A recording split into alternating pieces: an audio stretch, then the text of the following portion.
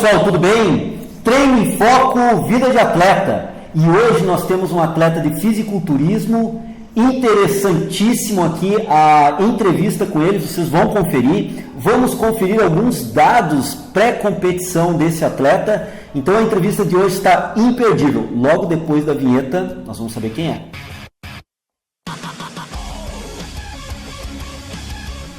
Bom, pessoal, como eu falei antes da vinheta, hoje nós temos aqui um atleta de fisiculturismo e tenho certeza que vocês vão gostar muito da entrevista. Paulo Reinert. Como é que tá, Paulo? Tudo bem? Bom, João. Paulo. Prazer, galera. Meu nome é Paulo, sou atleta de fisiculturismo. Já... Quer que eu fale tudo sobre a minha vida? Já? Eu ia primeiro... Mas tudo bem. Não, vai tranquilo, vai tranquilo. Paulo, assim, primeiro eu quero te agradecer bastante por tu ceder teu tempo. E também, vocês vão ver, vocês já estão acostumados, vocês vão ver ao longo da entrevista que a gente fez algumas avaliações com o Paulo e com outros atletas de fisiculturismo, pré-avaliação, um dia antes, né, Paulo, da tua competição. Então, antes da gente começar efetivamente a entrevista, eu quero te agradecer muito, primeiro pela própria entrevista hoje, por ceder teu tempo, gentilmente vir aqui, e também por ceder os teus dados, né, para a gente construir do livro, a construção do livro, os dados que a gente está fazendo e as pesquisas que a gente está fazendo. Então, muito obrigado por esses dois fatores. E vocês vão conhecer agora o Paulo, vocês vão ver algumas questões aí. Na verdade, a entrevista com o Paulo já era para ter acontecido, né, Paulo? Há algum tempo. Mas aí nós vamos tocar no assunto logo, vocês vão entender. A gente acabou adiando um pouco essa entrevista, mas hoje estamos aqui e estamos fazendo ela. Então, Paulo, a gente sempre começa assim, fazendo uma apresentação do atleta e de sua modalidade. Então, tu pode agora te apresentar formalmente a tua modalidade, os preceitos básicos que tu acredita da tua modalidade e também os teus resultados. É bem interessante o pessoal acompanhar e saber, né? Prazer, galera. Meu nome é Paulo Reinert. Eu sou atleta de fisiculturismo. Já estou no meio do esporte há uns 3 anos. Participei de 3 competições nesses 3 anos, uma por ano.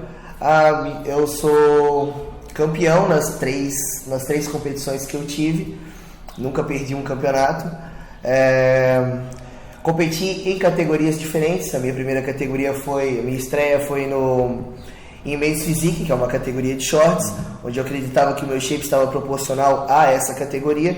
Em fisiculturismo, a proporcionalidade é mais importante. Não é você que escolhe a categoria, e sim a categoria que te escolhe. Quando foi isso, Paulo, que tu iniciou no Men's Physique? Há 3 anos atrás. Foi quando tu iniciou formalmente como atleta de fisiculturismo. Men's Physique, né? Minha segunda competição foi Júnior, na categoria Júnior. Eu ainda tinha baixa idade, então poderia competir na Júnior. Eu recebi o troféu de segundo lugar, pois as categorias foram unificadas, mas dentro da minha categoria eu fui o campeão da noite. E o meu terceiro ano, como eu já tinha passado de Júnior, eu resolvi ir para a categoria de pesos, que seria a Sênior. Como o meu peso sempre foi um peso baixo, eu fui na Sênior até 70 quilos. E consagrei como campeão da noite também. Tu lembra quais eram essas competições para a gente deixar registrado? Te recordas? Assim? Todas elas foram campeonato estadual catarinense. Campeonato catarinense estadual. Todas elas, o mesmo campeonato. Eu sempre deixo para competir na mesma data. Toda a minha vida já está formulada para isso. O meu pensamento, onde eu devo me dedicar, como eu devo me dedicar. Nessa data eu acredito ser melhor para mim. Eu consigo me focar melhor na parte do inverno do ano. É onde eu me sinto melhor para me isolar um pouquinho, para ficar em dieta. Então eu acredito ser melhor para mim. Tu compete uma vez por ano, então assim? Uma vez por ano. Esse ano vai ser o primeiro ano que eu vou competir 2 vezes. Esse ano eu vou competir agora, dia 5 de dezembro, novamente, né? A segunda vez do ano. Vou tentar uma coisa nova, um novo shape, outra linha de dieta, outra linha de pensamento, e vamos ver o que vai acontecer. Então, tu iniciaste, deixa eu ver se eu estou pegando bem a ideia cronológica das coisas aqui. Tu iniciaste em 2013, aí tu foste campeão no estadual. 2012, né? 3 anos, 2015. Tá, e aí no próximo ano tu competiste de novo e foste campeão. Sim. E aí... Recebi o troféu de segundo lugar, mas fui campeão dentro da minha categoria. Tá, e aí ultimamente também esse ano tu fez a última competição, é isso? Sim. E foste campeão. Fui campeão também. Então nos 3 anos, uma competição ano, até então, isso. E tu foste o campeão nas 3. Isso. Tá, então tá registrado aqui o currículo desportivo, né? Paulo, e tu poderia falar um pouquinho mais, assim, na tua visão, porque a gente já entrevistou aqui no Vida de Atleta outros atletas, comentei contigo, de fisiculturismo também, e o que a gente pede sempre é a visão do atleta do fisiculturismo, né? Que pode ser que não seja a visão de um professor, por exemplo, que pode ser que não compactue com a visão de outro atleta. Então, qual é a tua visão, assim, do fisiculturismo e tu como atleta enganjado nessa modalidade? Então, o fisiculturismo para mim é como se fosse um caminho para o sucesso. Vamos dizer de que forma que eu vou colocar isso, é um pouco difícil, mas eu acredito que a dedicação que a pessoa tem que ter dentro do esporte fisiculturismo é muito grande, muito grande. É um esporte que vai levar 24 horas do teu dia e 365 dias do ano. A gente não tira um dia de folga. Se você quer competir se você quer competir num palco de fisiculturismo, não vai depender de talento, e sim de muita determinação e muita garra da pessoa. É um esporte que talento não importa muita coisa, e sim determinação. Então eu acredito que uma pessoa, tanto no meio desse esporte, aprendendo que você só vai ser campeão, porque eu sempre vou subir num palco para ser campeão, esse sempre foi o meu objetivo. Eu não vou subir num palco para lutar por segundo lugar, eu sempre luto por primeiro lugar. Então o primeiro lugar, ele tem que sempre dar o exemplo, ele sempre tem que fazer o melhor possível, o melhor do que os outros, para se tornar o campeão. Acredito que se a pessoa utilizar esse pensamento de garra, determinação em outras áreas da vida, como trabalho, social, em relacionamento, o quanto ela pode evoluir. Então eu vejo hoje o fisiculturismo como, para mim, um caminho para o sucesso, um caminho para uma vida muito bem estabelecida, muito bem formada. Eu entendo também que o nosso corpo, ele é um só, ele precisa de uma harmonia. Tanto o nosso físico como a nossa mente tem que estar muito evoluído. E no fisiculturismo, a pessoa que pratica ele vai entender que é um esporte muito mais mental do que físico, porque você tem que ser diferente de todas as outras pessoas. Enquanto todos estão saindo, enquanto todos estão comendo, enquanto todos estão em casa descansando, você está se alimentando bem, você está descansando e você está treinando. Então você se diferencia da maioria muito para conseguir algum resultado gratificante dentro desse esporte. Então, para mim, é um caminho para o sucesso. E acredito que para as pessoas que precisam de um pouco de foco, de um pouco de determinação, se quiserem entrar nesse meio esportivo, elas vão aprender que ele pode ser muito bom para as outras áreas da vida dela também. Não sei se eu expliquei tudo, né? Daria para a gente talvez associar com uma frase que eu tenho escutado muito, que fisiculturismo passa a ser um estilo de vida, porque o cara tem que viver aquilo, como tu falou, 24 horas ao dia e 365, com certeza é um estilo de vida. Então o cara tem que assumir isso como uma forma de viver, né? Sim. Até porque, não sei se dá para dizer um certo empecilho social, mas há uma certa diferenciação, como tu colocaste, que as pessoas vão para balada, uma Oktober, como nós tivemos aqui agora há poucos dias atrás, e o fisiculturista não pode se dar o luxo, né? Até aí ele pode, mas não encher a cara como... Isso. Poder encher a cara, ele também pode, sair de casa, ele também pode, só que isso vai diferenciar lá em cima do palco, em ele ser o primeiro, o segundo ou o terceiro colocado. Então, se você quer ser o primeiro, você tem que fazer tudo certo, e não pode errar. Eu não posso dar chance para o meu adversário acertar, porque se ele acertar lá em cima do palco, nos 5 minutos que a gente tem em cima do palco, eu vou perder tudo que eu sempre sonhei. Eu vou dar um exemplo para mim, por que eu quis ser um fisiculturista, né? Eu fui num campeonato uma vez como um acompanhante. Vamos lá ver como é que é. Eu tinha começado a musculação. Vamos lá ver como é que é. Eu disse, tá bom. Quando eu cheguei lá, eu olhei aquele monte de gente enorme, um monte de meninas com corpos desenvolvidos, e eu me apaixonei por aquela visão. Eu achei aquilo lá o máximo. E eu disse pra minha cabeça que, nossa, um dia eu vou estar em cima desse palco, um dia eu vou ser igual a esses caras, um dia eu vou ter o sorriso e a felicidade igual dessas pessoas. Então eu vou fazer de tudo que tiver ao meu alcance, tudo que não tiver ao meu alcance, para eu tornar essa visão que eu tive realidade. Então, desde aquele dia, que isso faz 3 anos atrás, né, 4 anos atrás... Mas já treinava musculação? Eu já treinava, mas forte, treinava bem amador, assim? Bem amador. Eu fui realmente aprender a treinar quando quando eu fui atrás de uma pessoa responsável, né, para me auxiliar, ali que eu aprendi a treinar, aprendi a comer, aprendi a descansar, aprendi a me focar, mudou muito a minha vida em relação a trabalho, em relação a relacionamentos. Eu levo tudo que eu aprendo ali no meu esporte para as outras áreas da minha vida. Hoje eu sou uma pessoa muito mais focada no meu trabalho, eu sou uma pessoa muito mais focada em relacionamentos, o meu convívio social mudou demais, mas tudo pelo aprendizado do esporte. Tu aprende que tu pode conseguir qualquer coisa, o que tu quiser, só ter uma visualização na cabeça.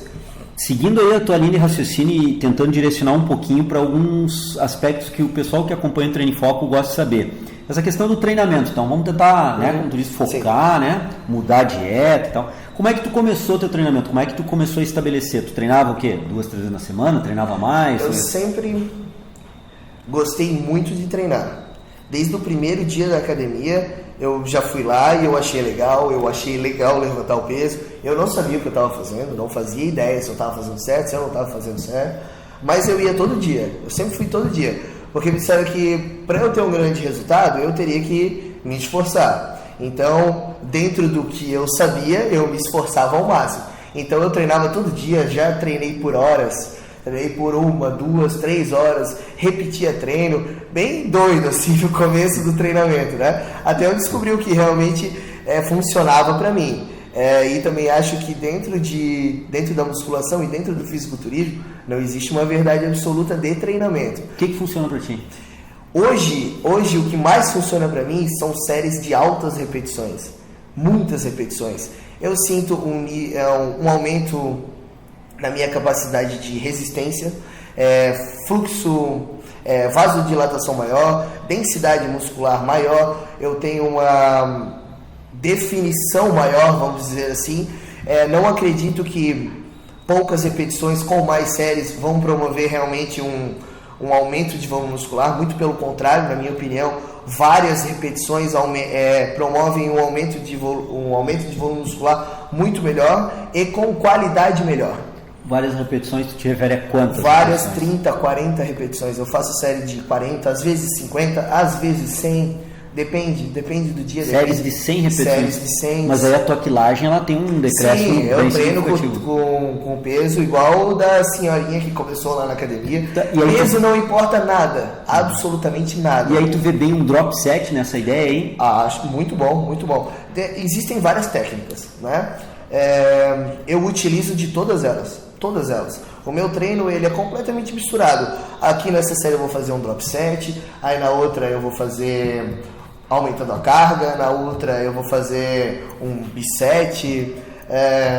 Eu nunca segui um padrão de treinamento. Chegou a usar pirâmide em algum momento? Assim, Pirâmide, já utilizei no começo do treinamento. Hoje dificilmente utilizo pirâmide. Hoje eu gosto das repetições maiores. Eu sinto mais resultado. Quantas séries tu trabalha, Paulo, nessas repetições de 30, 40? Várias pessoas já me fizeram essa pergunta. E eu te pergunto para ver o volume total. Eu não tenho como responder, porque eu penso assim, eu estou treinando peito. Como que eu vou saber quantas séries de peito eu preciso fazer e quantas repetições? O meu peito vai me dizer. Eu vou treinar até o máximo que eu puder. Até eu não conseguir mais sentir o meu peito. Até eu ver que, nossa, não tem mais... Se eu for fazer outro exercício, eu vou fugir da técnica e não vai adiantar mais eu vou fazer. Então isso pode acontecer com 3 exercícios, com 4 ou com 10. Depende do dia, depende como eu estou. Tudo isso é relativo. Então, eu nunca segui um padrão de treinamento. Mas não dá pra gente tentar assim, ver num dia que tu tá bem, que hoje eu vou arregaçar, vou com tudo. Vamos ver num treino de perna, que na minha opinião é o mais importante para qualquer pessoa que vai entrar dentro de uma academia. O treino de membros inferiores é o mais importante. Deixa eu só... essa aqui eu vou ter que dar uma de Jô Soares. Mas assim, tu falou um negócio bem importante, né? Que tu disse assim, pra mim isso que tá funcionando é a tua individualidade, né? Individualidade, com certeza. Cada um tem um treino, cada um tem um. Eu não digo que nenhum treino é errado ou algum treino é certo. Isso pra mim não existe. Tu levou muito tempo pra aprender isso, Paulo? Assim, pra te perceber que isso... eu acredito que eu aprendi isso no meu último campeonato. Agora, desse último, isso faz 6 meses. 6 meses que eu venho mudando a forma de treinamento. E eu vem testando, assim. Venho testando. Eu gosto de testar, né? Nós somos fisiculturistas, então a gente tem que testar coisas novas, né? Pode ser que dá certo. Eu não vou seguir um padrão e ser igual a todo mundo. Eu gosto de me desviar do padrão e talvez obter resultados diferentes. Então, de uns 6 meses para cá, eu venho mudando a linha de pensamento, meus treinamentos, e eu senti um aumento de volume muscular muito maior, uma densidade muscular, a minha definição também aumentou bastante, eu me sinto uma pessoa melhor, mais ativo, né? Um treino com poucas repetições, eu não me sentia tão bem, eu me sentia mais travado, mais lento. Agora, com o treino de mais repetições, eu sou uma pessoa mais ativa, mais centrada, mais focada.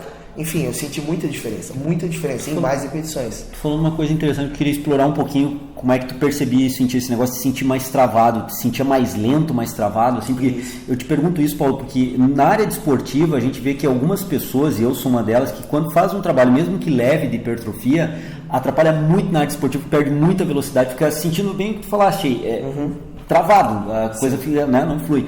Tu sentia muito isso e com esse volume de treino agora tu sente, vamos dizer, mais solto, assim, teus movimentos? Sim. Quando eu fazia menos repetições com mais carga, eu sentia, sim, o meu corpo mais travado, eu mais lento, e a minha resistência aeróbica, vamos dizer assim, que o treino de musculação também pode ser aeróbico, né, dependendo de como tu leva ele, eu sentia que eu não evoluía dentro dessa resistência. Eu não evoluía com treinos de poucas repetições. Agora, com mais repetições, eu senti um aumento muito grande na minha capacidade aeróbica. E com o tempo todo tentando fazer mais séries, colocar mais exercícios, eu me senti cada vez mais ativo, cada vez melhor, cada vez mais leve, e a qualidade muscular cada vez melhor. Então, eu senti muita diferença com mais repetições, com mais séries, com mais esforço. Para mim, esforço é igual a resultado. E isso está levando a quanto tempo teu treino? Não está expandindo, não está ficando treino de 3 horas? Tá ficando, não, mas é um treino que antigamente eu treinava em 20, 30 minutos com uma intensidade alta. Hoje eu mantenho a intensidade alta, só que tento levar esse treino por mais tempo. Eu tenho certeza absoluta que a minha intensidade não baixou nem um pouco em questão de treinamento. Só que eu tento deixar com a mesma intensidade por mais tempo. Porque eu penso o seguinte, se você está mantendo uma intensidade, né, de treinamento e você sempre fica nos seus 30 minutos, você é intenso, mas você sempre está fazendo a mesma coisa. Eu pensei assim, eu preciso tentar evoluir dentro dessa minha linha de raciocínio, né? Então eu vou utilizar da mesma forma, vou continuar fazendo mais repetições, só que vou colocar mais exercícios. Vou fazer mais, eu vou aguentar mais, eu vou ter mais esforço, vou esforçar mais o meu corpo para ver como ele vai reagir a isso. E eu tive um aumento de massa muscular muito grande. Se a gente puder fazer de novo a avaliação antes do meu pré-campeonato, tenho certeza absoluta que eu vou ter evoluído muito. Eu já vejo nas fotos, vejo em questão de treinamento e tudo, tive um aumento bem legal. Não, vamos fazer assim, deixamos marcado já, inclusive claro. Aí a gente prova o que eu estou falando, com certeza. E assim, Paulo, e como é que funciona com essa estratégia nova que tu encontrou, assim, que pra ti funcionou perfeitamente, como é que fica a questão de recuperação da musculatura? Entre quando tu fazia com um volume menor e uma quilagem maior, vamos dizer, né? Mais perto do clássico, do tradicional, né? A gente coloca aí 48, 72 horas de intervalo, que é o que média, né? A literatura fala, e que a gente estava discutindo antes aqui em off, que a literatura trabalha com média, a gente tem que trabalhar com indivíduos que estão dentro do desvio padrão, né? Com aquela variabilidade. No teu caso, mudou muito essa capacidade recuperativa com o treino tradicional que tu fazia e com esse novo treino com volume maior, tu recupera mais rápido ou em termos de recuperação não mudou nada? Tu precisa do mesmo tempo? Eu recupero mais rápido. É que assim, eu não sigo um padrão de treinamento, né? Eu não tenho um treino pré-determinado. Segunda eu vou treinar perna, terça eu vou treinar peito e quarta eu vou treinar costas. Não, eu chego na academia, hoje eu estou me sentindo bem e eu estou com vontade de treinar costas. Eu vou lá e treino costas. No outro dia eu chego, eu estou com vontade de treinar perna, estou bem, é o treino que vai mais exigir de mim, então eu vou deixar o treino que mais exige de mim para o dia que eu estiver melhor. Então, digamos que isso caiu numa terça-feira. Terça-feira estou bem, aconteceu tudo de bom na minha vida, estou feliz, estou legal. vou chegar na academia, isso vai promover uma melhora no meu treino. Então, eu vou deixar para treinar o músculo mais importante e mais intenso, né? Que mobiliza mais carga, vamos dizer assim, no dia que eu estou melhor. Então, eu não sigo um padrão de treinamento. Mas, bom, tudo bem. Tu tem uma variabilidade maior, tu te percebe muito bem para definir o que tu vai treinar, mas acontece de tu, por exemplo, colocar uma situação mais... Treinou o membro inferior hoje, amanhã está se sentindo bem treinar de novo? Ou isso é difícil de acontecer, porque aí tem a recuperação muscular. A recuperação muscular, ela sempre um dia, dois, tu vê ela sempre foi parecida, né? Sempre 2 dias... Para te sentir melhor naquele grupo que treinou. Para me sentir melhor. Membros inferiores é diferente. Membros inferiores é outra história. É a parte muscular maior do nosso corpo, né? Onde mobiliza mais carga também. Então, na minha concepção, eu necessito de um descanso de horas maiores para membros inferiores, entre 3, 4 ou 5 dias, dependendo da intensidade. Eu gosto de treinos bem intensos, né? Se alguém já conheceu meu trabalho ou quer conhecer alguma vez, eu de vez em quando coloco vídeos sobre treinos, ou tem Facebook, tem Facebook, pode colocar Paulo Reinert, vai dar uma olhadinha nos treinos. Eu gosto de intensidade, não gosto de seguir a maioria, né? Então, como eu falei, treinos de altas repetições, se as pessoas já utilizaram de repetições mais altas, você pode perceber que o sentimento de dor, de ardência, de queimação é maior. Eu gosto disso, gosto de sentir a dor no treino e gosto de tentar me superar dentro dessa dor cada vez mais. Assim, ficou o homem acidose aí com a produção. É meio que um sadomasoquista, assim, eu gosto da dor. E eu gosto de me superar a cada dia. Me tornar uma pessoa mais forte psicologicamente, porque quando a gente trabalha com dor, é a nossa cabeça que vai determinar até onde a gente pode aguentar, né? Não é o nosso músculo, é a cabeça que falha primeiro. Então, se eu conseguir promover um aumento nela, né, na questão de dor, e eu utilizar isso para as outras áreas da minha vida, eu acredito que eu posso ter uma evolução muito grande. E é o que eu venho fazendo. Eu não uso eu tento usar o fisiculturismo e encaixar ele nas outras áreas da minha vida, sempre. Isso que eu faço. Paulo, assim, a parte de... Claro, para a gente conversar sobre treino, teria vários aspectos, né? Mas aqui na entrevista a gente quer dar um geral. Sim. Parte de treinamento, acredito que a gente possa ter entendido assim bem a tua colocação e como é que é a tua dieta, porque com os outros fisiculturistas e que a gente tem estudado também, conversado, a gente vê até gente que inicia num trabalho estético, né? Para aumento de volume muscular, nada pensando em subir num palco para competir. O pessoal sempre tem a mesma fala, uma fala muito parecida que, bom, o meu treino é intenso, é difícil, é meio masoquista, mas são 40 minutos, são 50 minutos e ele encerra. Entretanto, a minha dieta é 24 horas. E eu tenho que manter uma constância dessa dieta. Então a gente sempre gosta de comentar um pouquinho aqui sobre a dieta. Como é que tu controla um pouco isso aí? Como é que tu tem acompanhamento nutricionista? Não tem? Como é que tu gasta muito com isso? Parte financeira Pois então agora talvez eu mude a concepção da galera, né? Como eu venho falando, eu não gosto da maioria e não gosto de fazer igual a maioria, senão eu vou produzir os mesmos resultados que todo mundo. Então eu vou me diferenciar talvez nessa parte. Talvez um pouquinho na parte de treinamento, mas na dieta talvez eu me diferencie bastante dos outros. Eu utilizo de jejum intermitente, fico em jejum entre 16, 18 ou 20 horas. Né? Então, durante 20 horas eu não me alimento e nas outras 4 horas restantes do dia eu faço as minhas alimentações. Dependendo do dia, eu faço uma refeição, ou 2, ou 3 refeições, mas nunca passando de 3 refeições em fases de pré-competição, né? Quando eu estou fora de pré-competição, aí os padrões mudam, eu vou fazer mais refeições, 5, 6 refeições ao dia, mas em fase de pré-competição, eu gosto muito do jejum intermitente. Me sinto melhor em jejum, eu treino em jejum também, eu realizo um trabalho aeróbico de 1 hora em jejum, volto para casa, tomo somente água, dou uma descansadinha, converso um pouquinho, faço algumas coisas do meu trabalho, volto para a academia, treino novamente em jejum, sem se alimentar, e pós-treino, dependendo do dia, eu realizo ainda um segundo cardio de 20, 30, depende de como tiver a minha qualidade, do quanto de peso eu preciso perder, ou de gordura que eu preciso perder, de 30, 1 hora ou 2 horas, depende. Né? Já realizei aeróbicos de 3 horas, de 4 horas. Então, dependendo do dia, tu pode fazer aí, dependendo da situação, da necessidade, claro, tem várias condicionantes, mas dependendo, tu pode fazer até 3 sessões de treino dia. Sim, 3, 2 4. de cardio e 1 3, 4, depende. Às vezes cardios mais longos, né? Gosto muito de pedal, acho muito interessante a parte de membros inferiores, quadríceps dá uma melhorada absurda.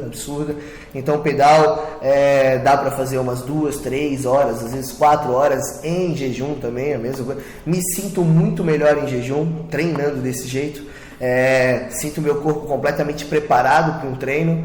Após uma refeição, na minha concepção, o corpo humano não está completamente preparado para a caça, né? Porque a gente antigamente caçava, como a gente não caça mais, a gente treina, porque a gente precisa manter a nossa forma física.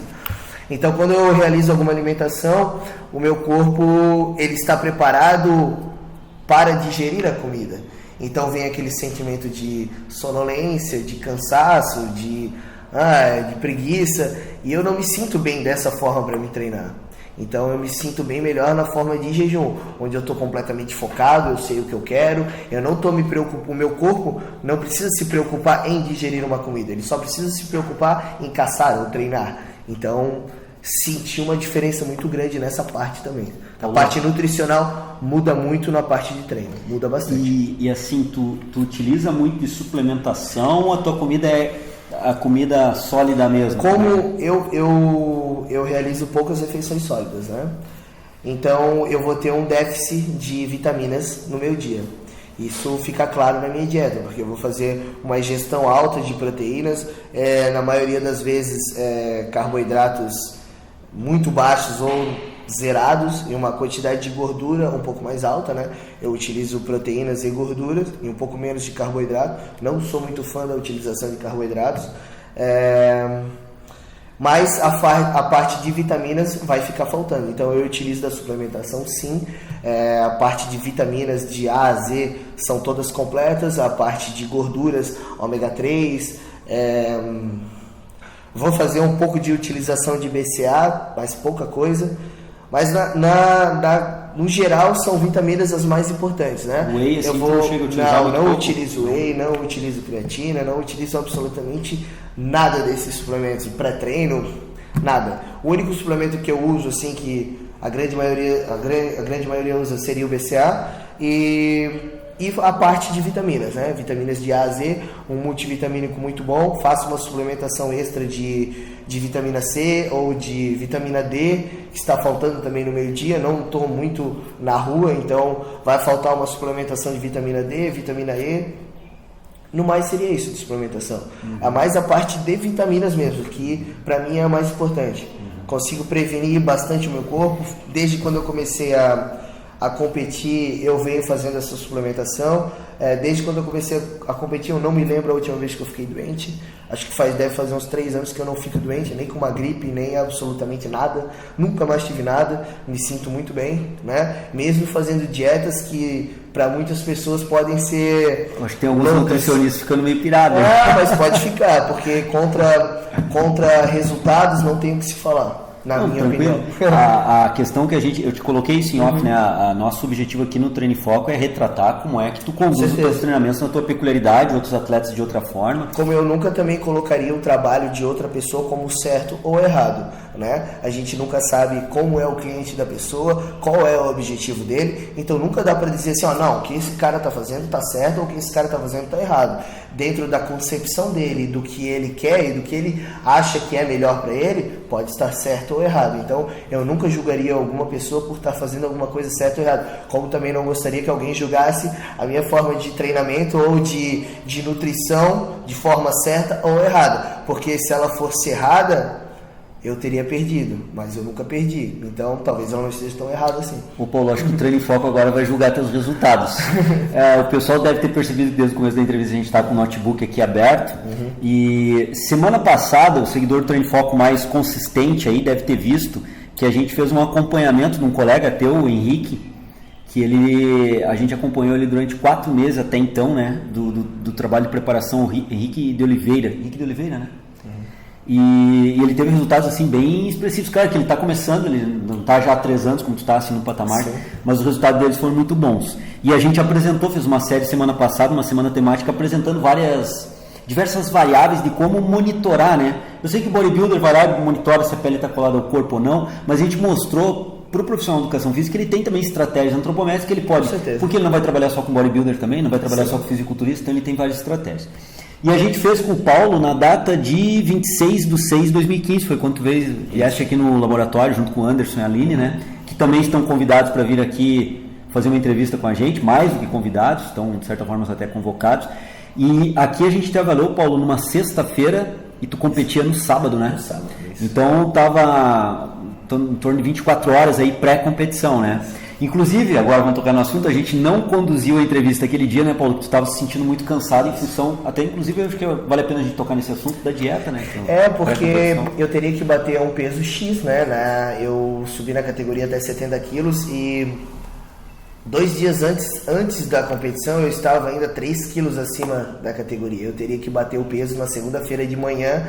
E o que eu ia fazer para baixar o peso, né? A minha dieta já estava muito baixa, eu já estava quase sem energia e eu teria que baixar 3 quilos. Então, eu fiz um pouco de loucura, como talvez todos os atletas já devem ter feito na vida. Eu fiquei 48 horas sem comer, ingerindo uma quantidade de água baixíssima e realizei um cardio de 2 horas ou 2 horas e meia à noite. Eu disse, eu vou baixar esse peso de qualquer forma. Na sexta-feira, na quinta-feira à noite, eu vou baixar esse peso de qualquer forma. Antes de vir aqui para o laboratório. Antes de vir aqui. Então, por isso que eu estava em estado de morto, né? Estava morto naquele dia. Mas só para baixar o peso, para conseguir entrar dentro da categoria, né? Mais ou menos como lutadores fazem, né? Que tem que perder 5, 6 quilos. Eu também tive que fazer para conseguir me adequar dentro da categoria. Então foi por isso que eu estava um pouquinho... Está justificado porque a entrevista não foi feita anteriormente, né? Mas a gente vai discutir agora junto com o Paulo, a gente avaliou antes a tua parte postural, que está muito boa, né, Paulo? Um outro detalhezinho, em função até da própria postura no palco, de competição que a gente discutiu. Mas a gente vai fazer junto com vocês agora na entrevista um lance um pouco diferente que a gente fez com os outros atletas. Eu vou divulgar aqui os resultados do Paulo do dia 26/6, porque até vamos fazer agora na tua próxima competição, vamos verificar, né? Bom. E aqui a gente tem os resultados do Paulo aqui terríveis, horríveis, assim, horripilantes, né? Então, por exemplo, assim, o Paulo, na data, ele tinha o peso de 70 quilos e 100 gramas, tu tinha que bater 70, né? 70 quilos. Né? E tu estavas com uma massa gorda de 2 quilos e 800 gramas, que equivale a um percentual de gordura de 4%. É baixíssimo isso, né, Paulo? Tava bom. E a gente estava discutindo que justamente a forma com que eu te visualizei aquele dia e tu te percebia era em torno dos 4% mesmo, né? Independente de ter ou não algum erro na equação, a gente acredita que era, provavelmente estava realmente em torno disso aí, né? E aqui a gente está vendo pela equação. E aqui um dado interessante também do Paulo.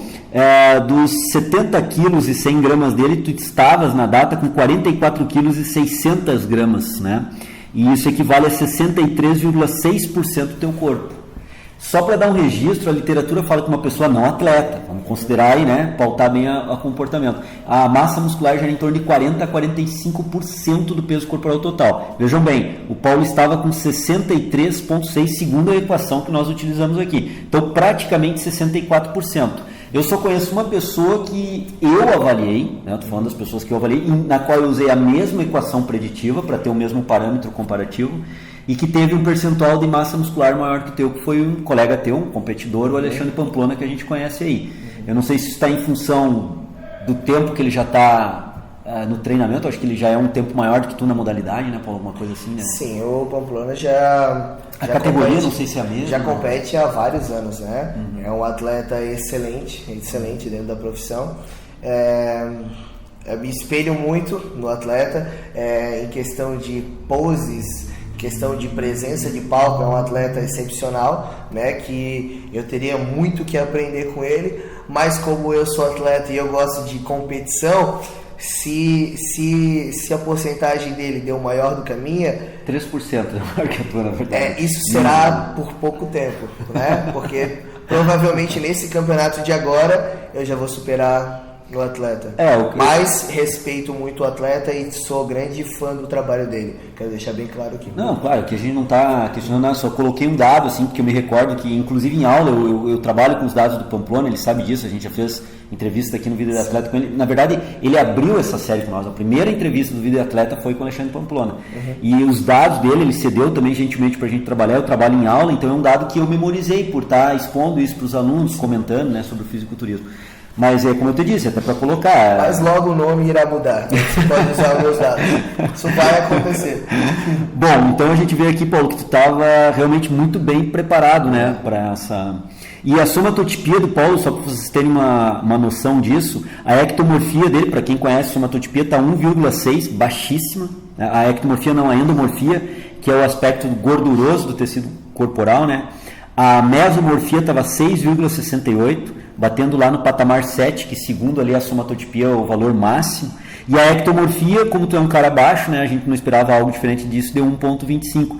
Então, se a gente olhar, Paulo, os teus resultados também somatotípicos pelo critério agora de somatotipia, é excelente também, né? Resultados assim bem expressivos, caracterizando o atleta de fisiculturismo pré-competição, né? Isso aqui eu estou comentei antes do atleta Henrique, porque os mesmos dados, se você tem dúvida do que eu estou explicando aqui para o Paulo, basta você olhar a série que a gente fez com o atleta Henrique semana passada, que eu expliquei detalhadamente cada um desses pontos antropométricos. Com o Paulo aqui a gente só está fazendo um bate-papo, né? Que eu disse, vou comentar contigo o teu resultado na gravação, ficar algo mais interessante, né? Um dado aqui, Paulo, que é um comparativo que a gente faz, né? E até um dado interessante que a gente trabalha com pessoas que não são atletas, que estão buscando saúde, diminuição de gordura, né? A gente faz uma relação da massa muscular pela massa gorda, faz uma razão, divide um pelo outro, e a gente vê quantos quilos a massa muscular supera a massa gorda, né? No teu caso, quando a gente pega a massa muscular no numerador da equação e joga a massa gorda no denominador, divide um pelo outro, deu 15,9.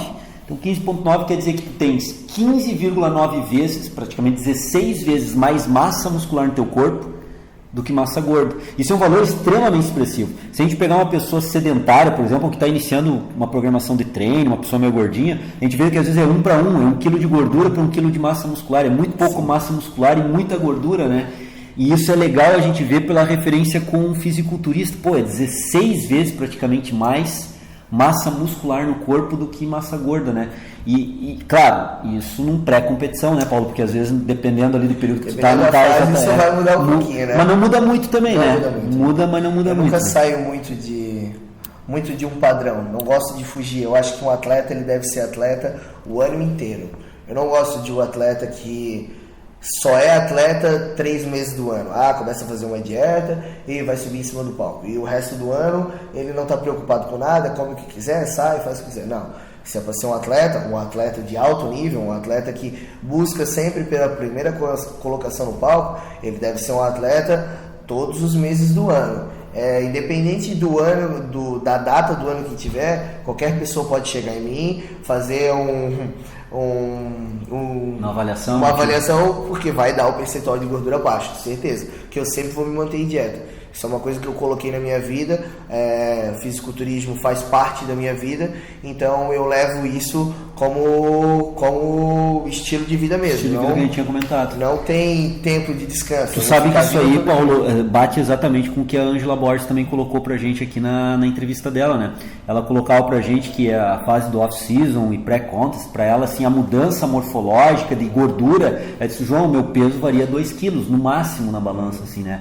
E ela colocava que o Fábio Chiodini, também o treinador dela, tem esses cuidados para não ter que fazer, em alguns casos, uma dieta muito agressiva pré-competição. Então ela mantém um patamar muito linear, vamos dizer assim, né? É uma característica dela. Na primeira competição eu não tinha esse pensamento que eu tenho hoje, né? A minha primeira competição eu sofri bastante. Eu estava muito fora da categoria, tive que sofrer muito de dieta. Por exemplo, eu vou competir agora no final do ano de novo, a minha dieta não mudou quase nada, está bem tranquila, eu não sofro praticamente nada, mas porque eu entendi que eu devo me manter dentro de um padrão durante o ano inteiro. Aí quando eu vou chegar perto de uma competição, muda pouca coisa, né? Eu não preciso sofrer tanto, eu não preciso fazer tanta loucura, então é mais tranquilo. Um atleta tem que ser atleta o ano inteiro. Aí ele vai ter uma longevidade muito maior dentro do esporte. Então se a gente te medir hoje, aí pegar um adipômetro e for te medir, vamos ver as dobras do Paulo pré-competição. Se dá um pouquinho capaz de estar melhor. Aí. Vou botar a camisa aqui, galera. Subescapular de 8,5 milímetros, peitoral 4.2, axilar média 4.5, suprailíaca, que é um local que a gente sabe, né, acima do ilíaco, que é um local que pessoas não atletas têm uma taxa de gordura alta, o Paulo tinha no dia da avaliação 5,4 milímetros, isso é extremamente baixo, abdominal de 4,8, porque realmente tu estava muito bem preparado, né, para essa tua competição e os dados morfológicos mostram isso, né. Um outro dado do Paulo aqui também surpreendente, a área percentual de área gorda do teu braço, 5,9, quando a gente faz o corte transversal e analisa, né, significa que tu estava com 94,1% de área magra, que dessa área magra o maior percentual também é área muscular. Por isso a definição, né, daí vem a definição, o anel de gordura subcutâneo muito baixo e o volume muscular muito alto, gerando uma alta definição e uma vascularização também. Tua coxa, mesma coisa, né, Paulo? 5,4% de gordura e 94,6% da área de coxa, de área magra, músculo e ossos, né? O somatório, esse dado é interessante, o somatório do Paulo das dobras cutâneas, abdominal, vertical, panturrilha, coxa medial, peitoral, subescapular, tricipital, bíceps e suprailíaca, que numa pessoa normal com certeza vai dar bem acima dos 100 milímetros, contigo deu 37,8 o somatório. É muito baixo o teor de gordura, né? Tu estava... Realmente, Paulo, assim, os dados aqui estão batendo com a tua fala, né? Estava muito bem preparado em função dessa... Tem que provar o que diz, né? Não é só falar, tem que provar. Então, está provado aqui na tua avaliação. Essa avaliação a gente vai colocar ao longo da entrevista também para o pessoal poder verificar, né? Então, assim, essa avaliação que a gente viu com o Paulo, que é a mesma que a gente trabalhou com o Henrique, os conceitos, a gente vê que realmente vocês fazem, no teu caso... Estamos aqui fazendo entrevista contigo, né? Teu caso fez uma preparação que fechou ideal, assim. A gente viu uns resultados extremamente expressivos, assim, né? Pré-competição, 24 horas antes da competição. E tu promete agora, na próxima avaliação, então... Eu vou estar melhor do que nessa avaliação, pode ter certeza. Eu sempre na minha vida, eu tento dar os passos para frente, né? Então, a cada competição que eu me propor a competir, eu vou estar melhor, com certeza. Dentro do fisiculturismo, você compete contra você mesmo, você tem seus adversários, mas a competição é sempre contra mim mesmo, contra a minha cabeça, até onde eu suporto, até onde eu posso ir, até onde é capaz de chegar o meu corpo. Eu sempre fui apaixonado por isso, sempre fui apaixonado pela dificuldade. Aquilo é praticamente impossível de fazer. Eu nunca acreditei nessa palavra impossível, né? Tudo é possível. Então, se alguém disse que aquilo lá não é possível de fazer, com certeza eu vou tentar fazer para provar para todo mundo que é possível. É possível ter grandes resultados comendo pouco, é possível ter um aumento de volume muscular com treinos de mais repetições, é possível tudo nessa vida. Basta você tentar e ter a capacidade de fazer tudo exatamente como for proposto para te fazer. Paulo, olha só, a nossa entrevista aqui está se aproximando do final. Eu acho que ela foi muito rica na parte de informação. Eu acredito que a entrevista aqui tenha sido muito informativa com a questão de treinamento, com a tua visão do treinamento, com a questão da dieta, também a tua visão do fisiculturismo. E às vezes, como a gente estava conversando anteriormente, nem sempre um fisiculturista tem a mesma visão do que o outro. Sim. Então é interessante as pessoas também verem que existe uma variabilidade de pensamentos, formas de treino, e que dão certo com diferentes estratégias, né? Cada um tem que encontrar o seu, né? Sua individualidade biológica. Mas uma pergunta, uma colocação que eu sempre peço para quem é entrevistado aqui fazer, porque eu vejo isso extremamente importante, é a seguinte: imaginando que alguém esteja assistindo essa entrevista agora e decidir, como Paulo lá, eu vou acreditar nisso aí, quero ser fisiculturista, vou investir, é um sonho, ou não era sonho e passou a ser, ou gostei desse negócio, quero evoluir, quero ir à frente. O que tu deixaria de mensagem, de procure fazer isso, não cometa o erro que eu fiz aqui? O que tu deixaria como uma mensagem para essa pessoa que quer começar, né, na modalidade? Tá. Eu vou falar olhando para a câmera. Se você tem alguma coisa idealizada dentro da sua mente, eu quero ser um fisiculturista. Acredite na imagem que tem dentro da sua cabeça. Fortaleça ela todos os dias. Fortaleça ela no sentido de o que isso vai proporcionar de bom para mim. Eu sempre pensei assim: eu vou ser um fisiculturista, eu quero ser um fisiculturista, mas o que isso vai me proporcionar de bom? O que eu vou ganhar com isso? Em relação ao meu trabalho, em relação ao meu social, em relação a relacionamentos, em relação a tudo. O que tudo eu vou ganhar? Eu fortaleço essa imagem dentro da minha cabeça o tempo todo.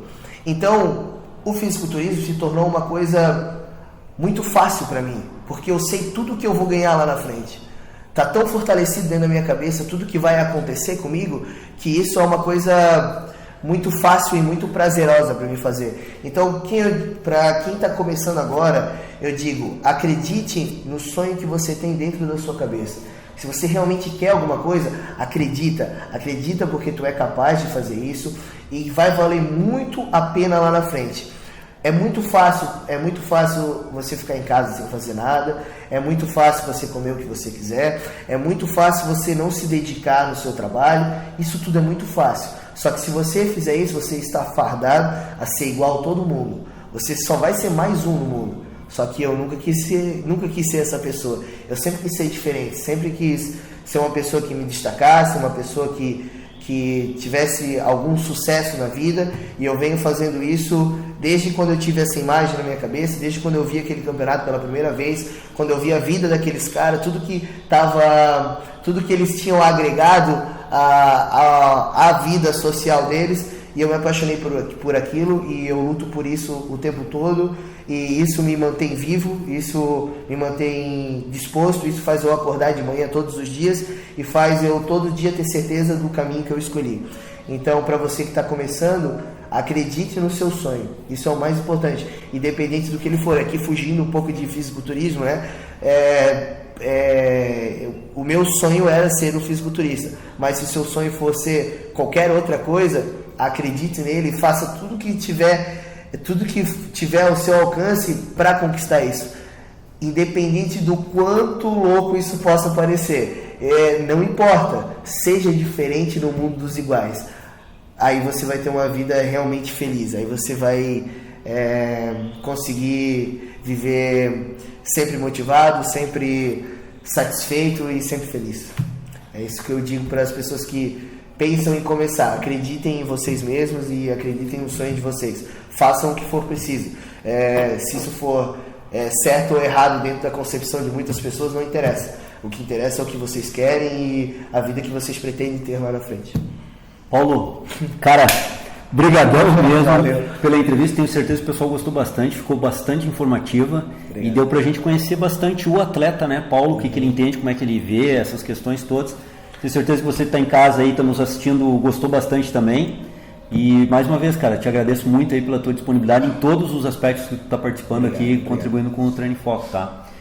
Gente, a gente se despede então, aguardando vocês numa outra entrevista com mais um atleta, para que a gente possa conhecer melhor esses atletas, não só do fisiculturismo, mas também do fisiculturismo, entender melhor quais são as nuances que esses atletas passam, quais são as dificuldades, quais são as facilidades, quais são os sonhos, né? E como eles buscam isso.